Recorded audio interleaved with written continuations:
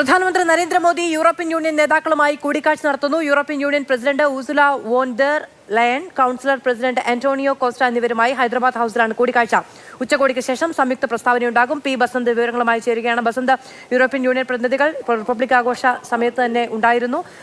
രാജ്യത്തിന്റെ ഈ ചടങ്ങിൽ പങ്കെടുക്കാൻ കഴിഞ്ഞത് വലിയ ബഹുമതിയായവർ പറയുകയും ചെയ്തിരുന്നു. പ്രധാനപ്പെട്ട ഒരു കരാർ, വ്യാപാര കരാർ ഒപ്പുവെക്കുന്ന സാഹചര്യവും ഉണ്ടായി. കൂടിക്കാഴ്ചയിലെ വിശദാംശങ്ങൾ എന്തൊക്കെയാണ്?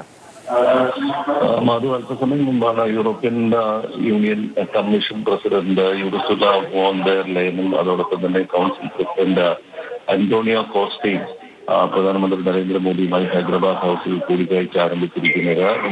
ഇന്ത്യ യൂറോപ്യൻ യൂണിയൻ ഉച്ചകോടിയാണ് ഇപ്പോൾ നടക്കുന്നത്. ഇതിനുശേഷം നമുക്ക് പ്രസ്താവന ഉണ്ടാവും. ഇതിൽ എയർപോർട്ട്സിനെ സംബന്ധിച്ചിട്ടുള്ള ഇരു രാജ്യ പ്രഖ്യാപനമുണ്ടാവും. നേരത്തെ പ്രധാനമന്ത്രി നരേന്ദ്രമോദി ഇന്നലെ കരാർ ഒപ്പുവെച്ചു എന്നുള്ള പ്രഖ്യാപനം നടത്തിയിട്ടുണ്ടായിരുന്നു. ഏതെല്ലാം മേഖലകൾ എന്നുള്ള കാര്യത്തിൽ ഏതായാലും കരാർ ഒപ്പുവെച്ചു എന്നതും അത് ഇന്ത്യയെ അടക്കമുള്ള രാജ്യങ്ങൾക്ക് ഗുണം ചെയ്യുമെന്നും പ്രധാനമന്ത്രി വ്യക്തമാക്കിയിട്ടുണ്ട്.